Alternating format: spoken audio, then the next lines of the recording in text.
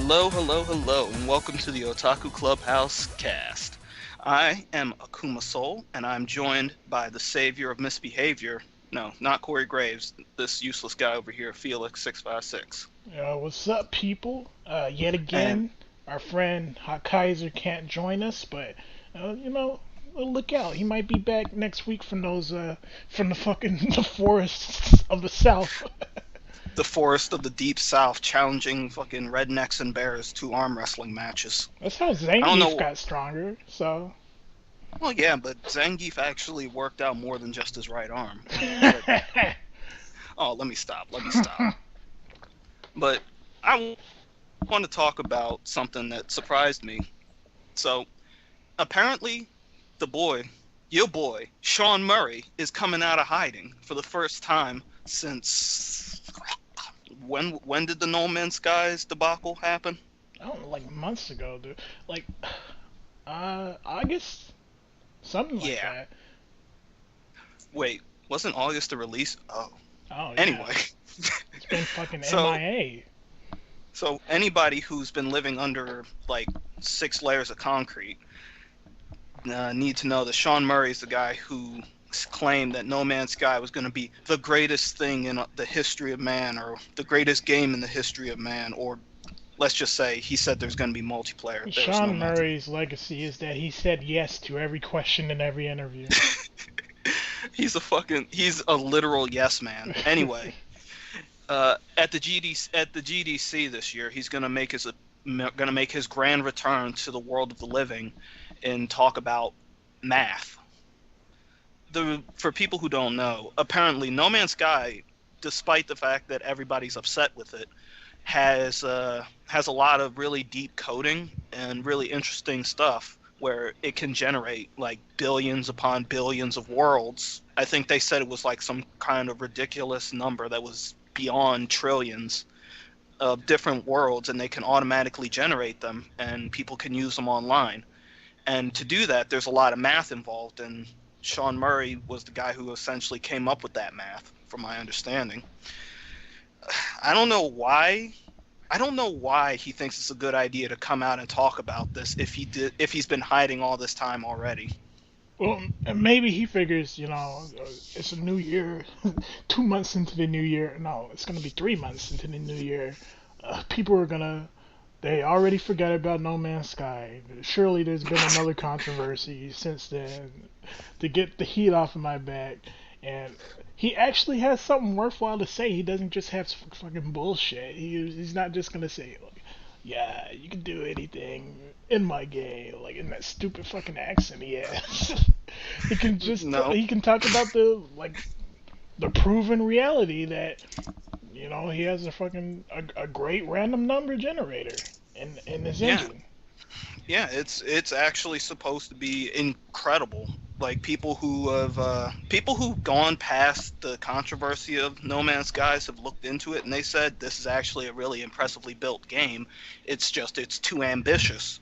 The engine that it's built on is really really good. It's too ambitious for anything that we have right now. Like it's too ambitious for like the PS4 or even most PCs in general. Yeah, Which definitely. that's nice and all, but I mean, it's still he's gonna get shit. He Like is. he's gonna get tons of shit, and I know he has to have thought about that. He had to have realized that he's gonna get people fucking. Hey, Sean Murray, how come the game doesn't have fucking multiplayer? Well, guys, I said that it would be possible, but here's a funny thing. You know what is getting multiplayer? Final Mm, Fantasy 15. really? Yeah, I didn't know this until I was listening to somebody talk about it. Apparently, Final Fantasy 15 is going to get character creation and multiplayer. Is it gonna be like instance based? Like surely they're not gonna have like open world like Grand Theft Auto Online type multiplayer. Hell no. You mean people riding around on chocobos and throwing fucking sticks of dynamite Just at you? killing Yeah, they're each gonna other have. immediately when they see each other. It's like, wow, another human. Wow, I wonder what kind of wacky spirit pow. I would actually play a Final Fantasy game where I can just ride around on a chocobo and throw C4 at people and stick it to their chocobos and blow them up. Don't give them any ideas. But yeah, it's supposed to be coming out. Like, I think they said they're working on it. It'll probably be sometime this year, but they're gonna have character creation, and everything else with it. But they also said it's possibly going to be coming to PC. So get ready to get this whole shitstorm again of The master thanks race. for beta testing. Yeah, here's the table scraps you can have after 6 months. But you know, I like to commend Square Enix, even though like their initial release of 15 is broken up into a whole bunch of different chunks, like the anime and the other pre-order games and the fucking art book and the shit like that. All the spin-offs you have to get if you want to get the whole story. They are continuing to support it after release, which is honestly surprising for a single-player RPG. I know they did it with their MMOs, of course, but this is like the first time outside of, you know, fucking chocobo bikini outfits for Lightning and Lightning Returns that.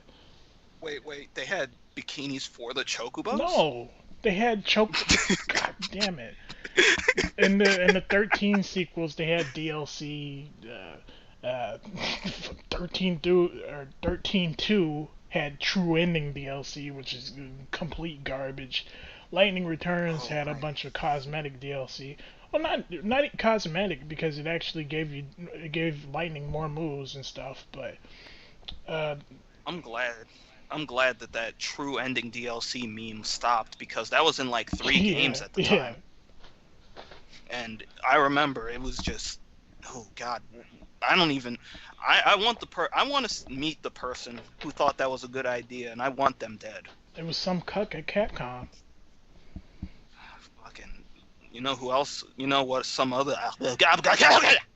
You know, I'm just gonna cut that out. I'm gonna leave that in now that I fucking referenced it. So, Kolin cucks in Street Fighter V. Kolin. All right, yeah. Kolin, the new character. New playable character. She's actually in the story mode of Street Fighter V, in case you didn't play that. And she actually is much older than you think in terms of existing as a character. If you played Street Fighter 3, one of Gil's intros has a secretary who holds his fucking coat when he fucking transforms, and that is actually Kolin.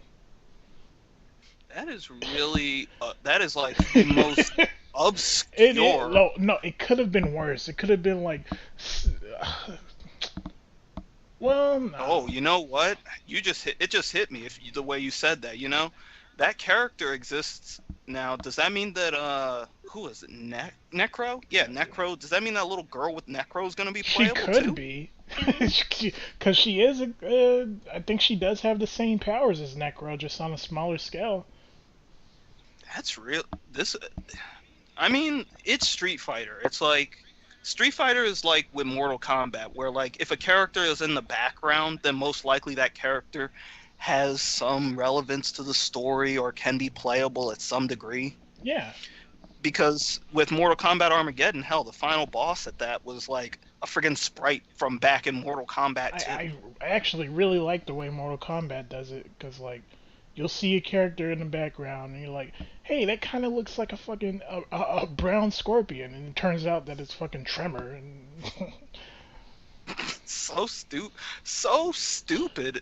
But I don't know, the character. Like, I'm not a big Street Fighter fan, but if I were to play Street Fighter, I'd probably try her out. Mostly because I have like, I don't know why, but I have like a fucking weird hard-on for like ice characters. Blonde with ice, yeah, definitely. It's a fucking weird thing. It's like I don't even do it on purpose. It's just weird. Like, all the characters I play are fucking ice. Like, I play Sub-Zero a pretty good amount. I play Jin. I'd probably play this character too. But since she was announced in February, we just got looking for February. She'll probably be out by the end of the month. it looks like we're returning to this fucking 2 months. Every 2 months there's a new Street Fighter character. Uh, Maybe there might be delays, but yeah, Well, taking a long time. well, well. Actually, I'm okay with this because it's better than them releasing her and she fucking does a move that rolls the game back to version 0.99 or She just something, and pops out of fucking Ryu, existence. fucking Ryu's Shoryukens just go straight upward and they just shoot him off screen. Some weird shit like that would happen. I don't fucking know. They need to test it. That's all Yeah. I'm saying. I'll let them test it, and I have no problem with that.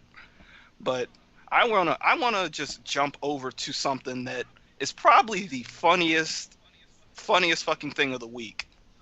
So, Felix, have you heard of this game called Oh Neo? yeah, it's like it's the Dark Souls of Ninja Gaiden, so they say. Yeah, yeah, yeah. I have fun with this game Neo, but you know who's not having fun with this game Arthur Neo? Geist Polygon. of Polygon.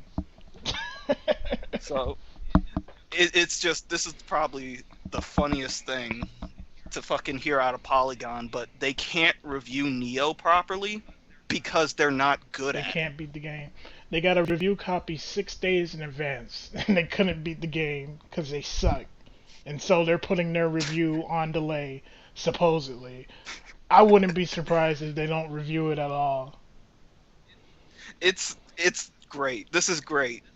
This is something that Hawkeyes, the Final Brave, and Felix and I have been talking about for a while, but it's the fact that reviewers now just suck at video games.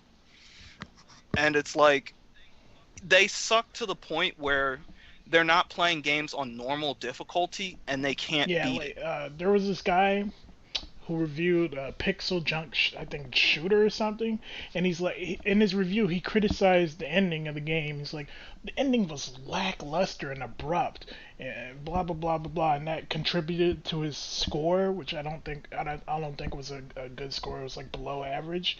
And then somebody in the comments called him out, like. No, you get an ending if you beat it on normal mode. You clearly beat it on easy. And he tried to rebut. He's like, no, we always play our games on normal or harder. And then they they exposed him so hard that they had to go back and edit the original article. So, it's a shame. Yeah. But the point is that I'm getting flashbacks to fucking God Hand, Oh, honestly. that's bad too, cause that's an example of a dude couldn't get past the first fucking level. He scored it so bad because he sucked and he hated beat 'em ups. Exactly. It's like, why would you ever get somebody who doesn't like this type of game and isn't good at them to play it? I mean, it's like if somebody who hates first-person shooters was made to play Call of Duty. It's like if they made me play Call of Duty. Of course, I'm not gonna fucking give it a good score because I hate first-person shooters and I don't play them too often. So why would you ever do that? But then again, it's like I can't even think of the last good reviewer, last person who was good at video games who actually reviewed them like frequently or for a company. Yeah. I think the I think the only person who's at least decent at video games I can think of, and I know you're probably not gonna like this, is fucking Yahtzee. Oh well, I do. I'm a fan of Yasi. I don't have anything against Yasi. He makes fair points most of the time in his videos when they're not just like 100% for comedic value. So yeah, and he works for the escapist. Yeah. Although he does by himself, he's not like part of a team. Like he reviews at his own leisure. Uh, so that may be a factor. Well, I mean that's good. I mean it's good. You don't want anybody to feel like they're forced to play a game, but he pretty much makes it like explicit that he has to play certain games because he lives in Australia, Yeah. and they don't allow hardly anything there. Like you hear they don't allow different types of like etchy games or H Yeah. games. They don't allow certain violent games, and they don't allow just. I don't think they allow anything with violence against women. I think Yeah, that was it's another thing ridiculous. too. Like they took Grand Theft Auto 5 off the shelves in certain stores there because blah blah blah. It promotes violence against women. Last I checked, indiscriminate violence against either gender and fucking several animals doesn't fucking promote against women in particular. But that's a discussion for another day. Uh, but let's keep talking about Neo. Okay. So here you probably want to talk about what happened with the co-op, Yeah, huh? It's a really weird instance. Apparently, they just before release, they actually changed something in Neo, and that's the co-op. The co-op in the original game would make it so that you and your friend could run through a level, and you guys could go beat it together. But apparently, with the change, in order to invite somebody to co-op, like say I wanted to invite Felix here, he would have had to have also beat the level. And the reason for this is because they said that it made it too easy. I see. So it's like it's a stricter version of And the Souls co-op. yes, and it's a weird thing where I understand that they want the game to actually have like a hard Dark Soulsy feel, which it makes sense because this is probably what I think the best. Would you say that this is the best Dark Souls ripoff game to Probably. come out?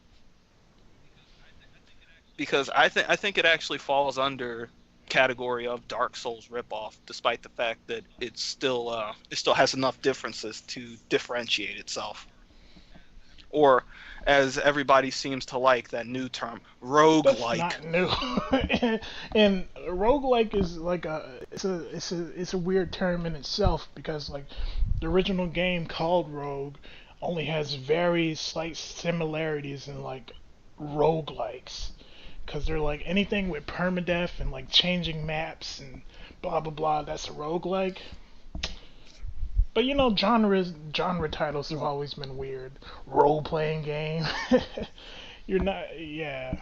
Yeah, where it was like it's always been weird because it's you get to the point where it's like, oh, it's a JRPG, so Dark Souls is by definition a Yes. JRPG, but is nothing like Right. most other JRPGs that exist. Or you like, are you going to say that Dark Souls and Final Fantasy 10 are in the same category? Because they're Right. both JRPGs.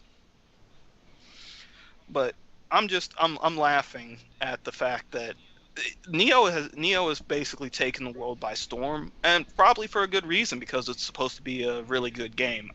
I haven't played it nearly enough to really say like how great or how flawed it is. But maybe when Hawkeyes the Final Brave comes back from strangling grizzly bears and beating up the Russian menace, then he'll be I able to have tell us heard how one great it is. criticism about Neo, which is kind of bizarre. Like, let me just elaborate. It's like somebody on, what's that website? Uh, NeoGaf was complaining that the main character is a white guy because they're like, oh, it's another white guy in a non-white setting. And the thing is, like, I believe the main character, his name is William something. He's based on a historical figure Yeah, in Japan. So yeah. No, I'm they completely chose him okay for a with this. reason. Like It's one of I those. believe there was an interview Yeah, where they're like, "Well, we could have done it on anybody," and they're like, "What's the best way to convey the feeling of like to an outsider?" And like, if we're gonna include yokais and shit, anyways, it might as well be like a complete outsider comes to Japan and he's faced with these fucking monsters and demons and shit. yeah. Plus, it's Team Ninja. It's like that team. I'm pretty sure the Team Ninja is like what Yeah, 100% Japanese. I'm pretty sure if anybody actually had a problem with like it being a white dude, is they would have said something. They don't care. Plus, they put a black guy in the fucking game. They actually yeah. put Yasuke in the game. So it's like they're doing whatever the fuck they want. It's no big deal. It's not like fucking it's not like the game was took place in Detroit, and you played as like all the main All the characters main were white or characters are something. Indian. All the main We must characters in shoot them Detroit up, are brother. Asian. That's fucked up. I'm still waiting for my Detroit simulator. Oh wait, that's Grand Theft Auto 5 online. Never mind. Fucking stealing shit from the police. I'm looking forward to that. But you know what else I'm looking forward to? Felix, it's finally happening. Our Lord and Savior Keiji Inafune is making more things. Where's my wallet? Oh, he's already stolen it.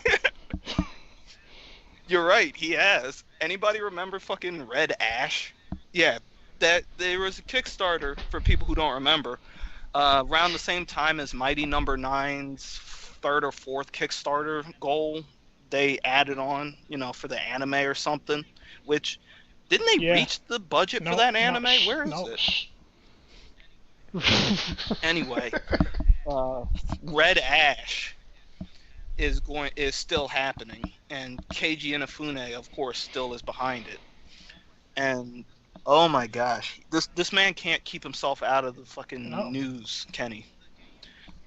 The game, I remember the game the anime for Red Ash was he put up a Kickstarter and everybody was like, no, fuck you. Where's Mighty Number 9? We're still waiting on that. We haven't even heard anything about it in forever. And it was like 2 years, I think, after the initial sales pitch. And then he was asking for money for Red Ash.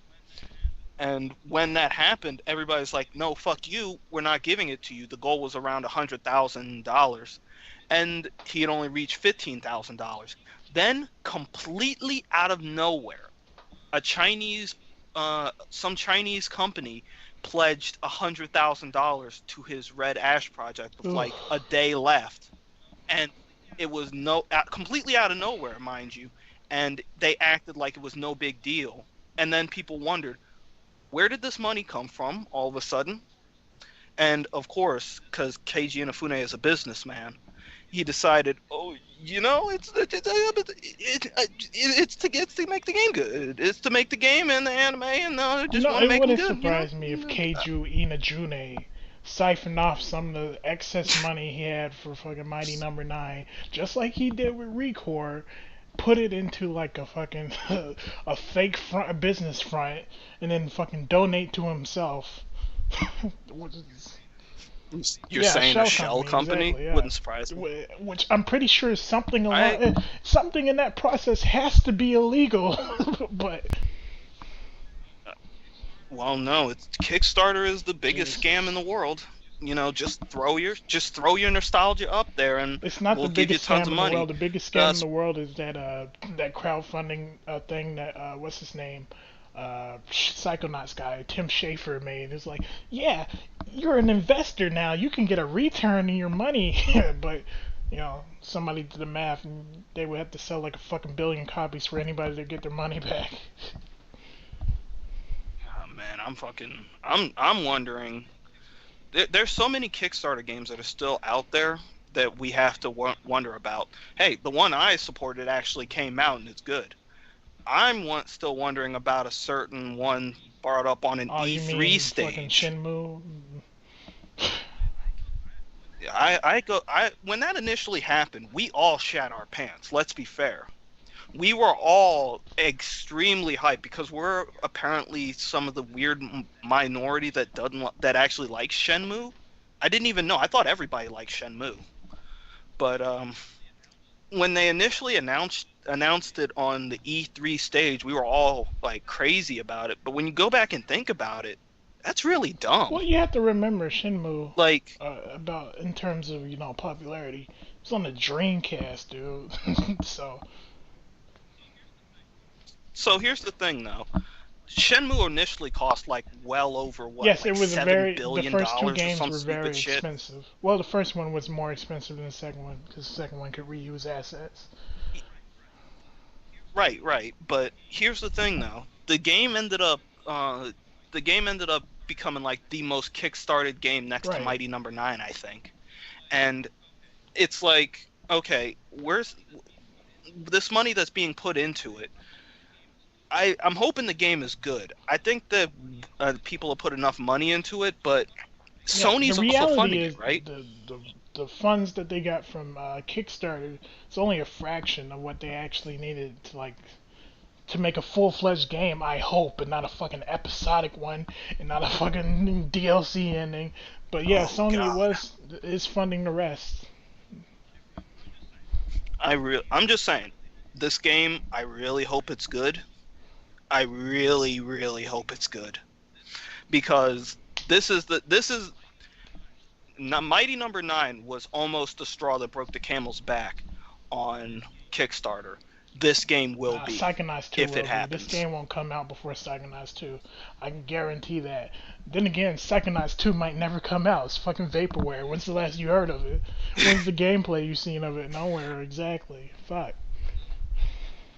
Well, then again, it's I feel Psychonauts is more like on the obscure level than even Shenmue.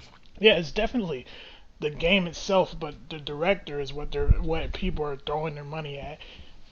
They should have learned from Broken Age, and the Cave was the last Double Fine game I played, and it was okay, but it was overpriced for how short it was. So I don't know what people are gonna do.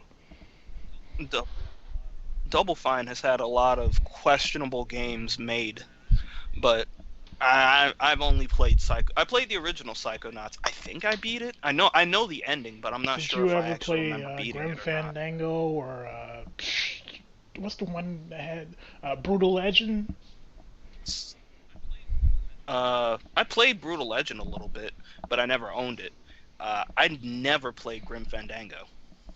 I've never actually played that. I've Uh, seen stuff of it, but it's like I always looked at it and I was like, oh, this doesn't look like a game I would have fun with because I'm a exactly. kid. I'm not gonna fucking. I don't I reach believe for there was also adventure Monkey games. Island. But yeah, those are like those fucking old ass adventure games, so not everybody would be into them. Maybe I'll give it one day. Maybe I'll give it a chance one day, but definitely not. It's not on my priority list because much like with everything else, I don't have any fucking time to sit down and play a fucking video game anymore. Rip. Uh, rip But in pit, rip and in terms piss. of hobbies like that, video gaming, there are certain people who elevate it to a higher standard. People who go out of their way, take their free time, no money whatsoever. They make mods for games, and a certain person, Mr. Gabe Newell, still believes, even after the disaster that was the Skyrim workshop, he still believes that on his platform should be paid. So it's the paid mod debacle again. Here's here's the problem, and it's a very obvious thing. Mods are a great thing that a lot of people like.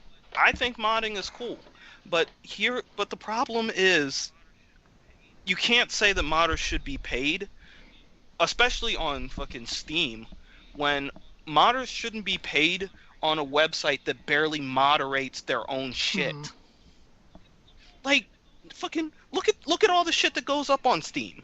Look at all the fucking You're right. games that have gotten through. There have been fucking there is an entire section of Jim Sterling's channel that is devoted to talking about the shit that happens on Steam, all the fucking horrible games. Like, come on. You want modders to get paid, then you have to actually moderate your site or moderate Steam. And it's like why else would anybody want to pay these people when you can't even trust that if I download this I'm going to be able to play my game? Because at the end of the day, people aren't. Let's be honest. At the end of the day, people aren't the smartest. So people will download mods for Skyrim, and then suddenly the game won't load, and then they won't be able to fix it. So They won't there be able to need to roll be back. basically the second you start paying people for shit is the second that there has to be shit like what's the term they use, certification process, just like there is for for normal games when they have DLC content or expansion packs. So yeah, Exactly. Exactly. and that's why modders for certain games that's why certain game companies with like people gave Sony shit for it, but I respect Sony for doing it, where they were like, we don't know if we really want to let you guys have mods, because what if somebody downloads a mod and there's like this huge issue and it just fucking crashes their PS4? And it makes sense. You need to make sure. Sony wanted Steam to for every single mod that was put up on there, or was it Bethesda? I think they wanted Bethesda every time there was a mod put out. They wanted them to check it and make sure it works, and I thought that made sense.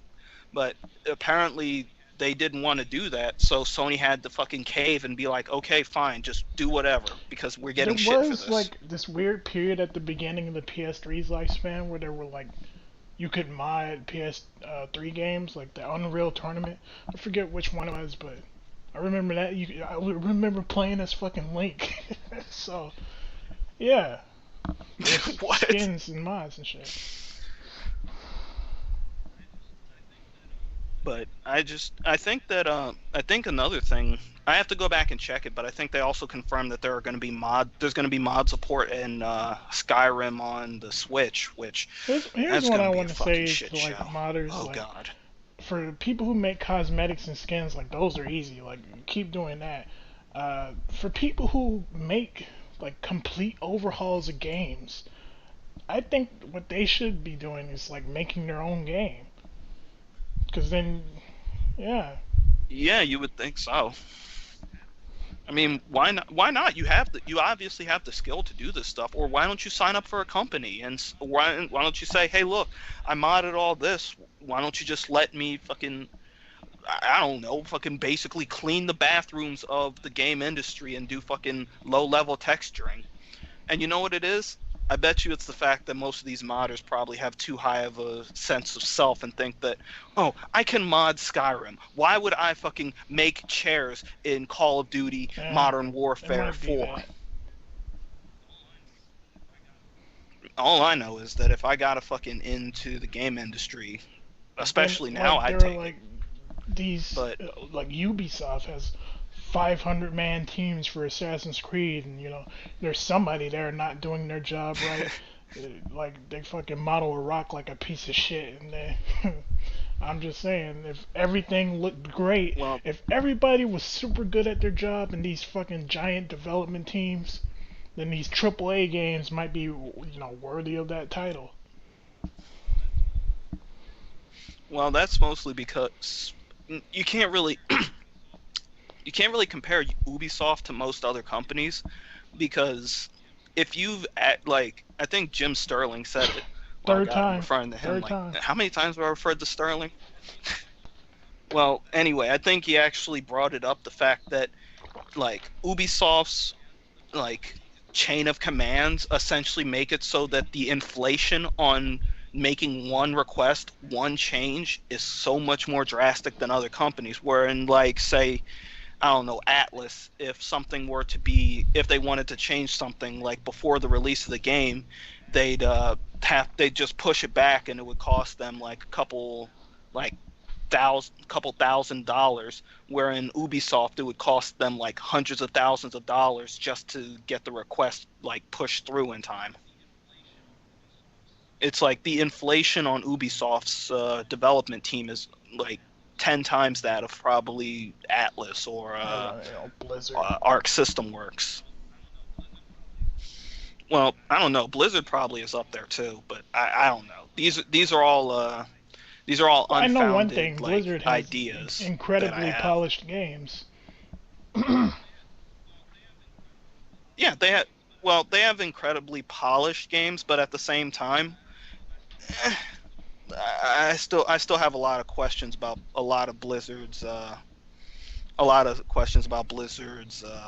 the word I'm looking for? Well, you know business practices in their games. You have questions, but if you really want to know the answers, there is now a unique opportunity for non-journalists and non-industry outsiders to get into E3. Oh, yeah. Yeah, hate E3. I hate E3. It's like it's Christmas and your birthday all at the same time for a gamer. It would be if it wasn't for the fact that there's no point to it anymore. E3's gotten to the like. I believe if I'm remembering right, EA's already called out at E3. They've said, yeah, we're not going to do it. We're just going to have our own event. And it's like, so you mean to tell me that we've gotten to the point where Sony says, yeah, we'll show up at E3, but we have our own event beforehand. Nintendo said, yeah, we'll show up there, but we've got our own events like scheduled throughout the year. Microsoft has said, we'll do it, but we already release stuff all the time, so we're not really going to show anything big. And fucking EA has said that they're not showing up. You have a point. Like, I think the era of like, oh man, the big three conferences, and then the other companies' conferences.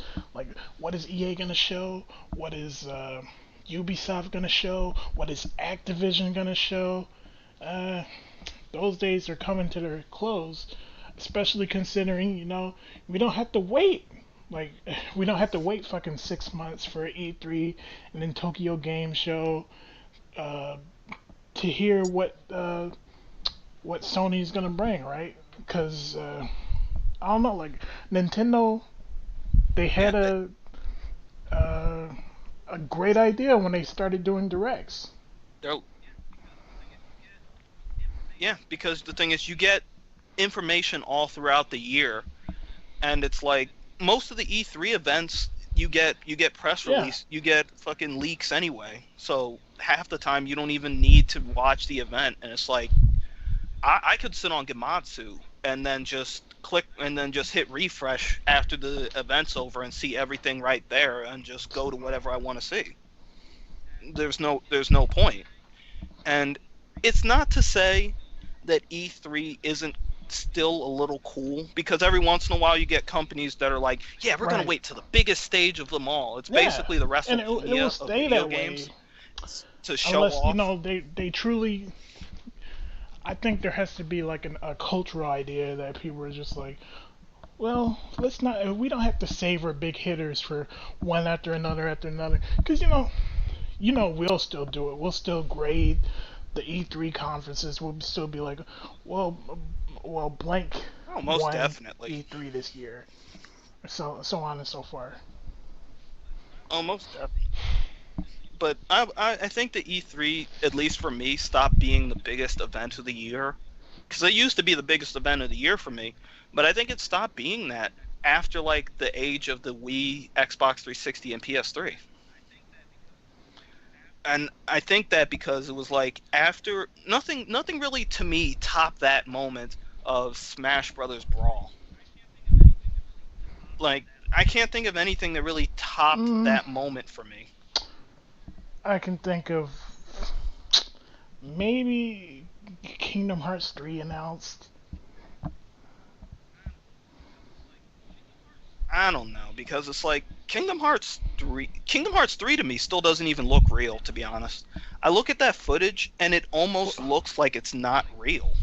Like, it looks like that's like well, you can play fucking the demo, the Ground really Zeroes of Kingdom Hearts 2.8 collection, 0.2. You're totally right when you say that too. That is basically the Ground Zeroes of fucking Kingdom Hearts. Graphics on that look just like the graphics they showed for Kingdom Hearts 3. So obviously they fucking they got that Disney money and they're like, yep, we're gonna make it look like a fucking Pixar film. I really hope that Avengers game looks great and plays great. Could you imagine if it was like with the Kingdom Hearts fight battle system? I wouldn't want to play as, you know, Captain America and have to wait for my actions. Like, his whole thing is that he has infinite stamina, so. Yeah, but it's like, I don't know. Like, could you imagine fucking playing with the Iron Man armor similarly to Final Form or something? But then again, you'd also have to play as Hawkeye, and he would play like a slow version of Wisdom Form. Yeah. Or he'd use his key guns.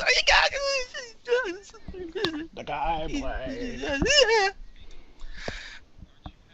Speaking of Marvel, aren't you happy? Marvel at Again, EVO. But you know, this is like the last year for Marvel 3.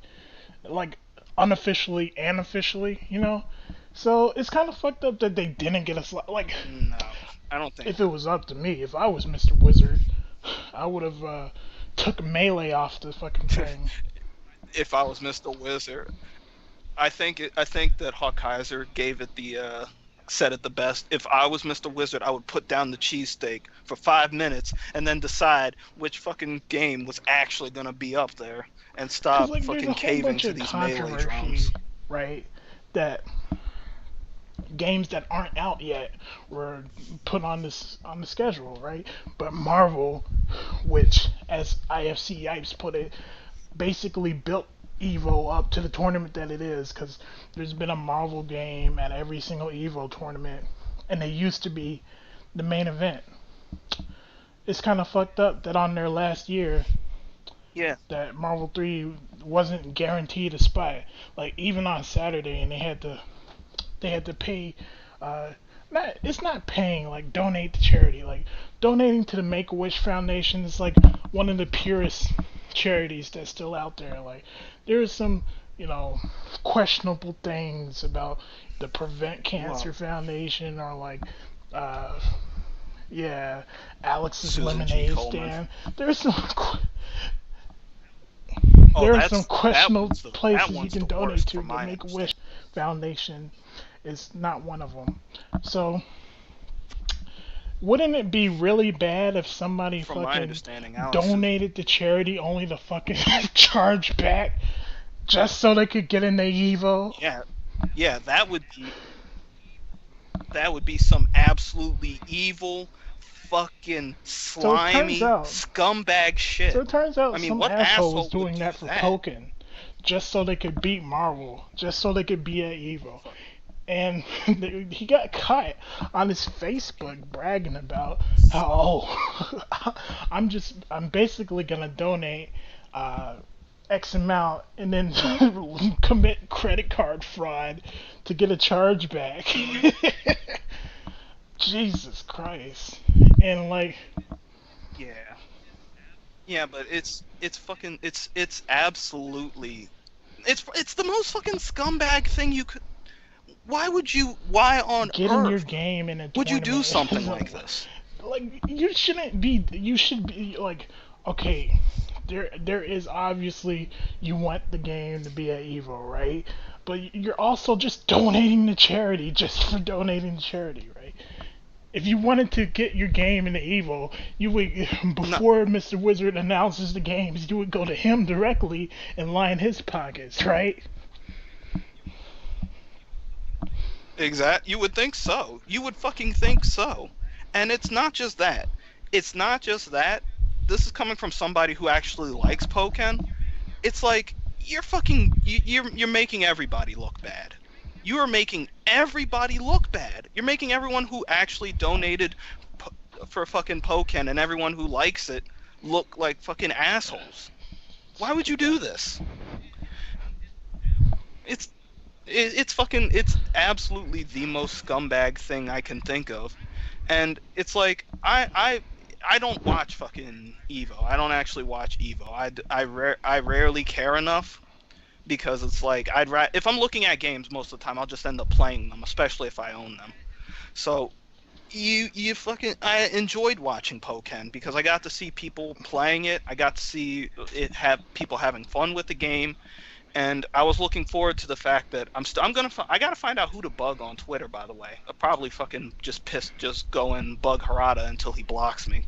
But I want a Pokken too. But thanks to shit like this, now it's gonna be like, oh, Pokken 2? I wonder if they're gonna try to buy their way into EVO again. The first time. Thanks. Yeah, but at least it was, like, to my understanding, at least not fucking scumbaggy to this level. It's fucking horrible. Be arrested? Whoever this guy is needs to fucking... No, but something has to happen. I don't even know what would happen. Credit card fraud. Well, I don't know. I anyway, actually at the don't very know. least, we're gonna get this is gonna be the last year that you see fucking Doomstrider, fucking Sentinel, Wolverine, Akuma, Dark Phoenix. Well, that's assuming that it actually gets taken out, because it would be nice to not have 3 Marvel vs. Capcom games at fucking EVO, but I honestly feel that Marvel 3 will still be at EVO, like forever. I feel it'll be at. It will not. I'm serious. I really feel it'll Marvel be at 2 EVO would have been forever. at EVO forever then. I feel that it's a little different, to be honest, but we'll see. If it's not at EVO next year. Yeah, so it's Marvel Infinite comes out this year, right? Yeah. I mean, we'll see. Ultimately, we'll see. But I want to jump over and just talk about something that caught my eye recently. Apparently, the BPO, for people who don't know, that's the fucking watchdog group in Japan, has gotten back at it with wanting to complain about fucking anime.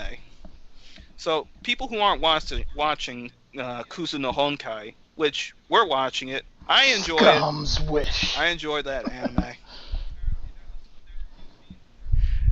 Apparently, there's a few scenes in there that are pretty explicit for anybody who's watched it. One of them is the 2 main characters kissing, and it's pretty. Yeah, things like that. So, the BPO, much like with many other animes, like Detective Conan, Precure, and I think one of them was possibly One Piece at one point. They're complaining about these moments in there and saying that they need to fucking be like, even though it's on censored to some degree. Like, it has a late night airing and it's not on like kids channels or anything. Yeah, and it's silly, because it's Japanese and American censorship has always been very weird. The reason that they censored this one episode of, I think it was either Precure or Akitsu, was because one of the characters in one of the scenes was actually shown holding like a bottle of alcohol, and she was in like her nightie or something. I know they censored. And they were like, "Oh no, you need to change that." So they changed it to her being on a boat, I know like they censored with Detective overalls, Conan. looking out at the one sea. Episode had that naked sushi plate woman thing, which is a thing in Japan. Like, it's a. Yeah, and here's another funny thing. There was actually censorship recently, well, I guess that's recently, in Resident Evil 7. Anybody who remembers parts in Resident Evil 7, there was an instance in which a black guy actually got his head cut off. Yeah. Or, like, basically, like, chopped into pieces. And his head was hanging in in the game in, like, one of the areas, but in the Japanese version, they had it just so that there was a picture. For anyone who doesn't know, this also happened in Nioh, where you can decapitate enemies, but they had to change that as well. The reason is that beheading is ritualistic, very ritualistic type killings in Japan, and they had a problem with that. Where, I don't know if this is spoilers, it's not really spoilers, but you have to go back to that cop's body, and you have to fucking shove your hand through his neck hole into his body to pull out a key item, which is, I don't know how they handled that in the Japanese version.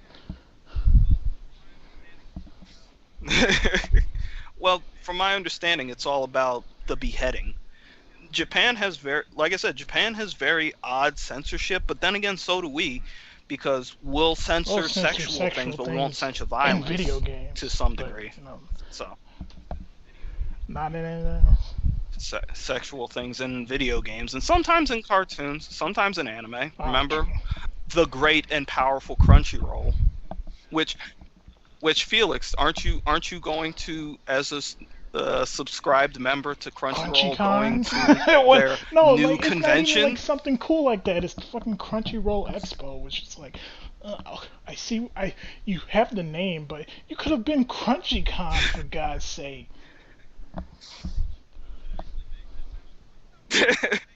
CrunchyCon. That sounds like that makes me think of like CrankyCon for some reason, but then again, I don't.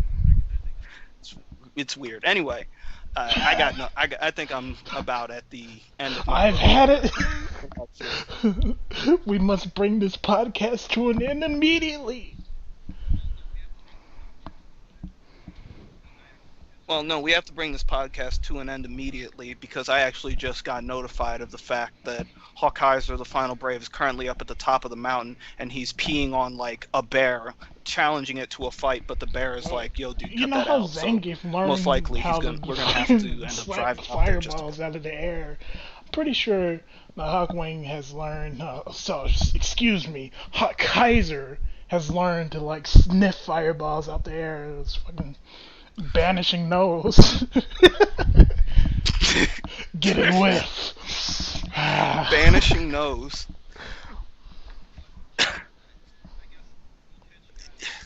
Whatever. I guess we'll catch you guys all next week, and hopefully we'll have our shit together by then. So, as said by the legendary Hawkeyes, the Final Brave, fuck off. All right.